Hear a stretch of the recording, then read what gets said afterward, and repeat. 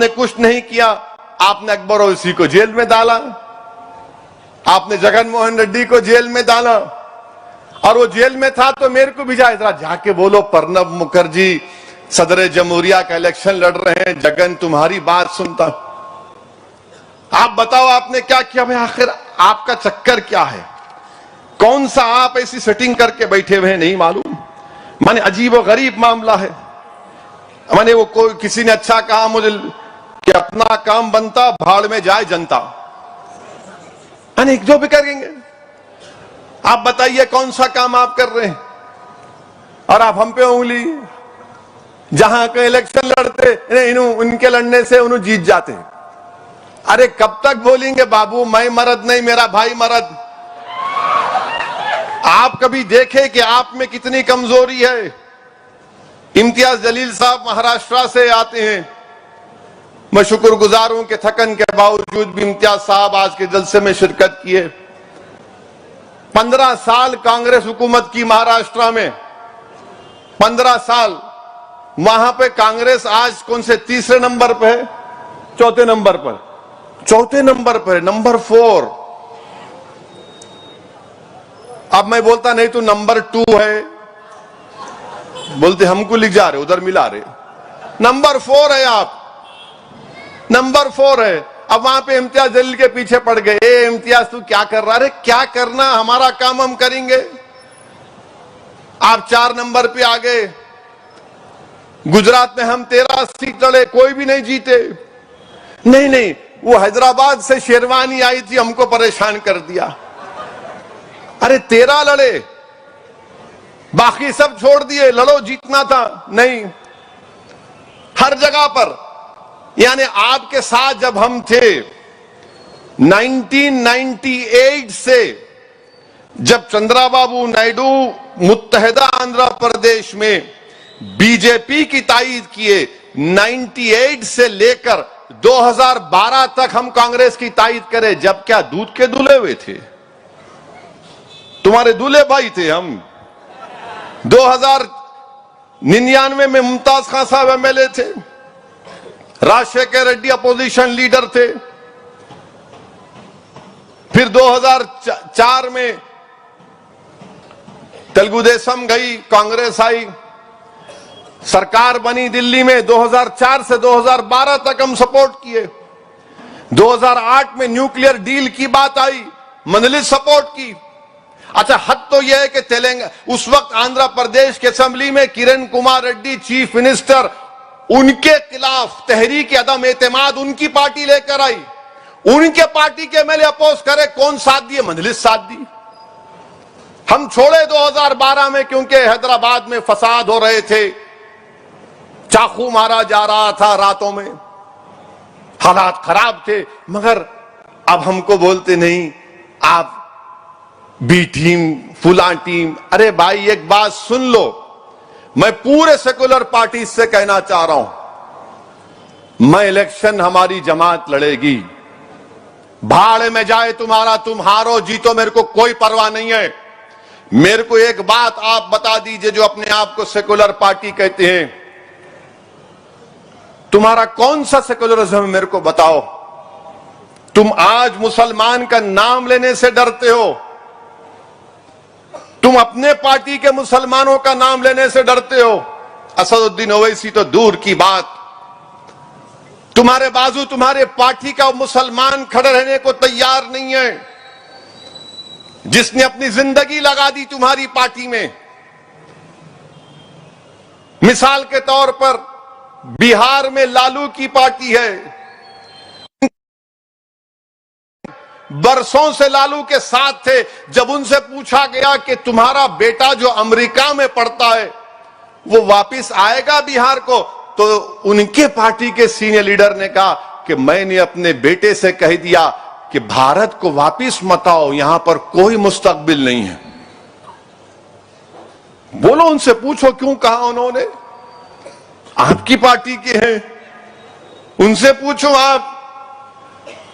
उत्तर प्रदेश में समाजवादी पार्टी है, अखिलेश यादव, मुलायम सिंह यादव की सीट अपनी पत्नी उनकी जीत जाती है बेगम साहिबा। और कौन हार जाते? आजम खान हार जाते। ये क्या है भाई बताइए, कैसे हार जाते आजम खान रामपुर से और आप जीत जाते हैं मैनपुरी से? हम ये सवाल करते तो इनको तकलीफ हो जाती। आखिर 186 सीट 2019 में कांग्रेस और बीजेपी लड़े, कितनी जीती कांग्रेस? मजलिस थी नहीं वहां पे, 15 सीट।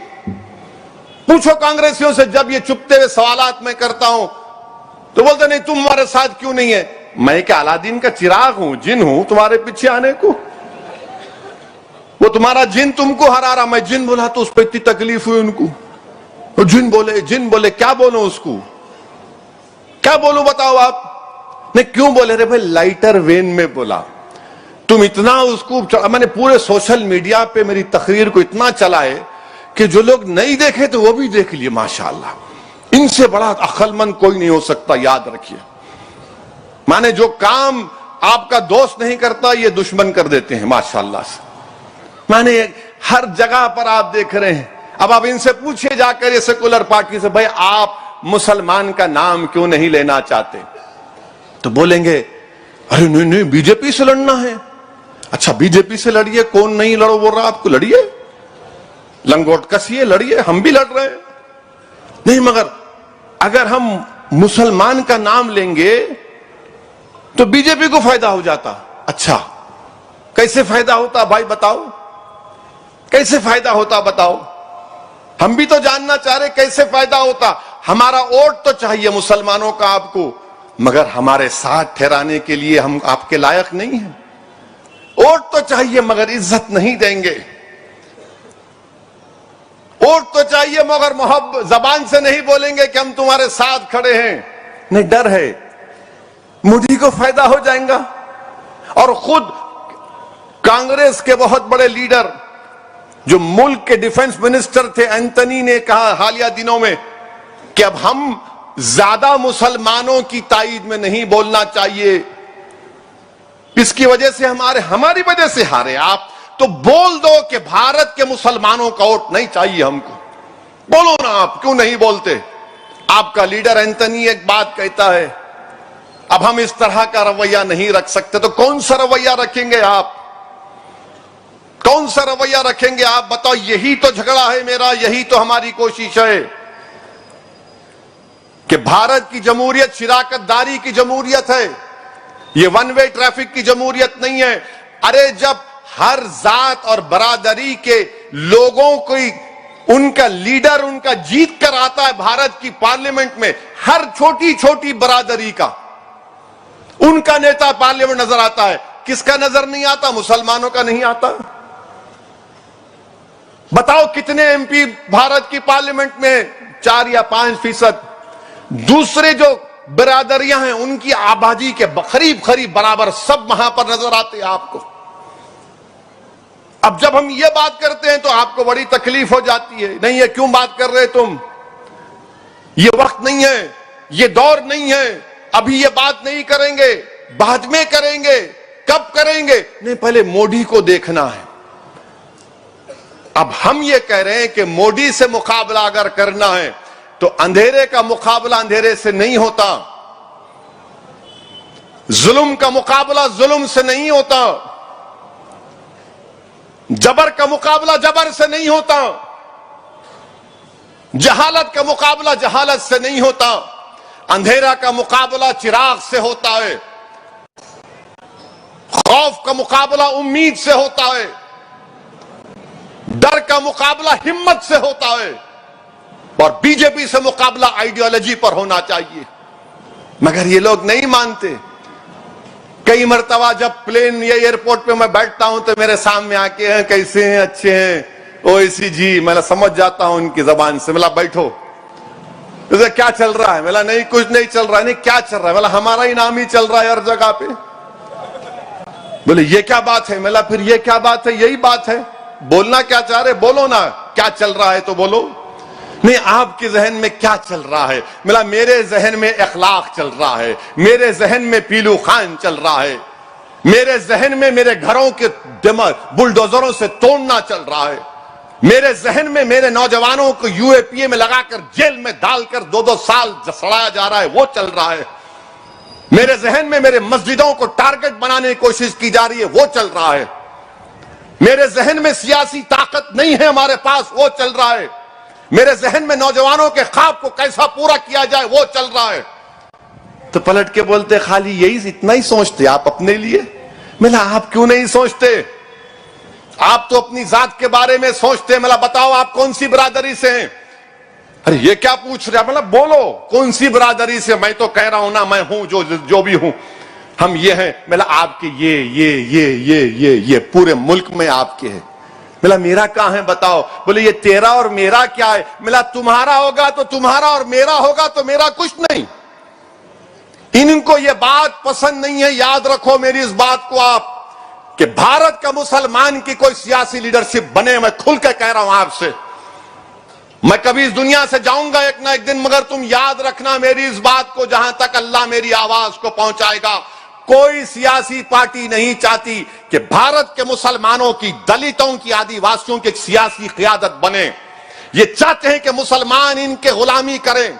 ये चाहते हैं कि मुसलमान इनके लिए कालीन बिछाएं, दरी बिछाएं, जिंदाबाद के नारे लगाएं, और ये नेता के लिए खव्वाली का प्रोग्राम करे, मुशायरे का प्रोग्राम कर दे। ईद के दिन आए तो बोले सर जरा आ जाइए ना शीर खुरमा खाने के लिए। ये चाहते हैं। मंजलिस क्या चाहती है? इम्तियाज जलील क्या चाहता है? असदुद्दीन ओवैसी, मुमताज खान, अहमद पाशा कादरी, बलाला, जाफर हुसैन मेराज, रियाजुल अफंदी, मंजलिस का हर आदमी क्या चाहता है कि अगर तुम वहां बैठे हो तो मैं भी वहां तक पहुंचना चाहूंगा। तुम अगर आसमानों की बुलंदियों पर पहुंच रहे तो मैं जमीन पर नहीं बैठूंगा, मेरे भी ख्वाब हैं। तुम अगर कुर्सी पर बैठे हो तो मैं भी तुम्हारे सामने कुर्सी पर बैठकर अपने मुकद्दर के फैसले करना चाहूंगा। 70 साल से तुम हमको धोखा दिया, हमारा वोट लिए, तुमने हमारे लिए क्या किया? क्या किया? जिल्लत, रुसवाई, बर्बादी, मस्जिद की शहादत, मॉब लिंचिंग, लव जिहाद, यही तो मिला हमको। ये झगड़ा है मेरे अजीज दोस्तों, ये जिद्दोजहद मजलिस इत्तेहाद और मुस्लिमीन की। इनको ये बात पसंद नहीं आती कि नहीं आप नहीं बात करना। आप लिख लो मेरी इस बात को, कभी भी नहीं चाहेंगे कि एक आजाद आपकी क़ियादत पैदा हो जाए, मुसलमानों की, दलितों की, आदिवासियों की। बल्कि हमारे जो हिंदू भाई गरीब हैं उनकी भी लीडरशिप को बर्दाश्त नहीं करते। ये सब के सब आलाजाद के लोग ये बोलेंगे नहीं नहीं हम बड़े हैं तुम छोटे हो। मेरे अजीज दोस्तों और बुजुर्गों, ये लोग अगर बीजेपी से, आरएसएस से मुकाबला करना चाहेंगे तो ऐसा मुकाबला नहीं कर सकते आप। आपको मुसलमानों का अगर साथ देना है, साथ लेना है, तो आप ये सोचकर मत चलिए इन्हें कहां जाएंगा, हमको ही वोट डालेंगा। नहीं, हमको वोट डालने की बात ये गुरूर और तकब्बुर की बात है। अगर आपको मेरा वोट चाहिए तो फिर आपको बात करना पड़ेगा मेरी तकलीफ के बारे में, मेरे इंसाफ के बारे में बात करना पड़ेगा। जब आप दीगर अपनाए वतन की बात करते हैं तो हमको क्यों दूर किया जाता है उससे? क्यों हमको दूर किया जाता है उससे? मेरे अजीज दोस्तों और बुजुर्गों, अभी आप देख रहे हैं कि मीडिया में आया कि बीबीसी का एक इंटरव्यू, एक प्रोग्राम है जो गुजरात के फसादात के ऊपर बीबीसी ने, वो उनका इंटरव्यू है।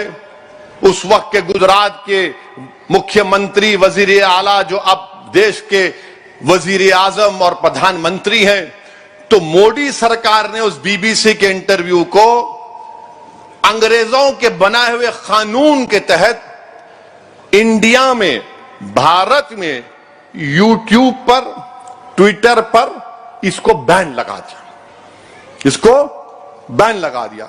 चलिए अब हम वजीर आजम से पूछना चाह रहे हैं, गुजरात में आप नहीं थे मुख्यमंत्री? नहीं थे, मोदी नहीं थे, कोई आया था मार्स से, सैटर्न से आया था, कोई प्लेनेट से आया होगा क्या? हम, आप नहीं थे, आके मार के चला गया। बिल्किस बानो का रेप आपकी सरकार नहीं थी, कोई और था। और फिर वहां पर वो जो कांग्रेस के एक्स एमपी हैं राज्यसभा के, जिनकी जिस्म के 6 टुकड़े करके उनको जला दिया गया, जिसके पास कांग्रेस का एक नेता जाकर नहीं मिला, उनको भी नहीं मारे। वो आसमान से लोग आए थे, आके स्पेसशिप में बैठ के रॉकेट में चले गए। आपकी जिम्मे आप नहीं थे, आप थे ही नहीं। मरने वाले जो भी थे उनमें से स्पेस से आए, उतरे, ठक ठक ठक ठक काम करे, बैठे, निकल गए। आप नहीं थे, चलिए मान लिया आप नहीं थे। और आपने, बीजेपी ने उसका वो प्रोग्राम को बैन कर दिया। बैन करा ना, पढ़े ना न्यूज, आप लोग पढ़ते ना, बीबीसी का, बोले नहीं नहीं दिखाना। नरेंद्र मोदी के बारे में दिखा रहे आप, गलत है, हम इजाजत नहीं देंगे। हम उसको बैन लगा दिए। मैं वजीर आजम से पूछना चाह रहा हूं और बीजेपी के नेताओं से पूछना चाह रहा हूं, चलिए गुजरात में आपने बीबीसी का इंटरव्यू बंद कर दिया। महात्मा गांधी के कातिल गोडसे के बारे में नरेंद्र मोदी की राय क्या है? गोडसे के बारे में क्या राय है, बताइए हमको। कातिल है ना गांधी का, मानते ना आप लोग, या आप भी थोड़ा डाउट में आ गए? मानते ना? उन्होंने गांधी को गोली मारे, कब मारे? 30 जनवरी को। अब आ रही 30 जनवरी, वो कांग्रेस के नेता बोले 26 जनवरी को मार दिए कहते। क्या बात है प्यारे, हम समझ रहे थे किसी और के कान में फूल है, नहीं मालूम। उन्होंने बोले अच्छा मैं पढ़ा 26, ठीक है, हो पढ़े होंगे, क्या मालूम। बहरहाल 30 जनवरी को गोडसे ने गांधी का कत्ल किया ना। तो भारत का सबसे पहला टेररिस्ट कौन हुआ? आजाद हिंदुस्तान का सबसे बड़ा टेररिस्ट कौन है? तो गोडसे मुर्दाबाद बोलेंगे नहीं बोलेंगे? बोलेंगे ना। अब गोडसे के ऊपर पिक्चर बन रही, गोडसे के ऊपर पिक्चर बन रही। क्या भारत के प्रधानमंत्री गांधी के कातिल की पिक्चर को बैन करेंगे या जनता को बोलेंगे जाके देखो? पिक्चर बन रही गोडसे के ऊपर, नाथूराम गोडसे के ऊपर पिक्चर बन रही है। और उसमें ये मैं खुद देखा हूं आने से पहले, उन्होंने बोल रहे कि गोडसे गांधी को क्यों मारा। तो भारत के प्रधानमंत्री, वजीर आजम और बीजेपी से हम पूछ रहे हैं कि आपके बारे में बीबीसी कुछ दिखाया तो बड़ी तकलीफ लगी, मिर्ची लगी, बैन। और गांधी को मारने वाले का पिक्चर भारत में रिलीज होगा या बैन होगा, हम पूछना चाह रहे बीजेपी से। आप तो बोलेंगे, उन्होंने क्या बोलेंगे नहीं मालूम ना। टैक्स भी माफ हो जाओ। अच्छा, आप मैटनी शो देखने के कायल नजर आ रहे मेरे को। बहरहाल पिक्चर के ऊपर बैन करेंगी नहीं करेंगी, हम बीजेपी से चैलेंज कर रहे हैं, पूछ रहे हैं, आप गोडसे के पिक्चर पर बंद कराओ। चलो, नरेंद्र मोदी महात्मा गांधी से बड़े नहीं हैं, कोई बड़ा नहीं हो सकता, गांधी अंबेडकर से कोई बड़ा नहीं हो सकता। जब गांधी को मारने वाले का पिक्चर बन रहा है तो बीजेपी बैन लगाओ ना। वो एक मैं पिक्चर नहीं देखता हूं, मुझे पसंद नहीं है, टाइम वेस्ट ऑफ टाइम है। 2 घंटे बैठ के देखते, उसको कौन देखते जी। अब यहां बैठ के देख रहे, सुन रहे, देखो आप भड़काओ भाषण को, कुछ इल्म लेके जा रहे हैं यहां से आप। वो एक पिक्चर ने वो रंग कहते क्या है, कपड़े का रंग, बैन। अरे वो छोड़ो, गांधी के कातिल का पिक्चर बन रहा है। क्या बीजेपी आरएसएस उस पिक्चर को बैन करेगी? नहीं करेगी। 2013 में भिंडरानवाला पर एक पिक्चर बनी थी, बैन लग गया। तो गोडसे पर पिक्चर कैसा बना रहे हैं लोग? मोदी के बारे में गलत दिखाए तो बैन, इंडिया में बैन बैन। और गांधी को मारने वाला जो गांधी को गोली मारा, उस पर कोई बैन नहीं। क्यों भाई, गोडसे आपका क्या लगता है? गोडसे से इतनी मोहब्बत क्यों है? ये कब तक जबान पे गांधी, दिल में गोडसे की मोहब्बत चलेगी? गोडसे पर जो पिक्चर बन रही है, गवर्नमेंट ऑफ इंडिया को एक क्लियर कट स्टैंड लेकर कहना पड़ेगा कि गोडसे की पिक्चर पर बैन लगेगा और कोई थिएटर में रिलीज नहीं होगी गोडसे की पिक्चर। जब YouTube पर नरेंद्र मोदी के बारे में दिखाया जाता, गुजरात के बारे में, आप नहीं थे, हम तो बोलना आसमान से आए, मारे, चले गए। मगर YouTube पे आपके बारे में कोई नहीं दिखाना। गोडसे के बारे में पिक्चर बनेगी तो कैसा भारत बना रहे हैं आप? हम पूछना चाह रहे हैं बीजेपी से। और G20 के दिल्ली में पोस्टर लगे हुए अंग्रेजी में, G20 in mother of democracy, माने जमहूरियत की मां के देश में G20 हो रहा है और YouTube पे बैन लग रहा है। वाह, गांधी के कातिल का पिक्चर बन रहा है, मगर मोदी के खिलाफ कोई YouTube में BBC का प्रोग्राम बैन बैन बैन।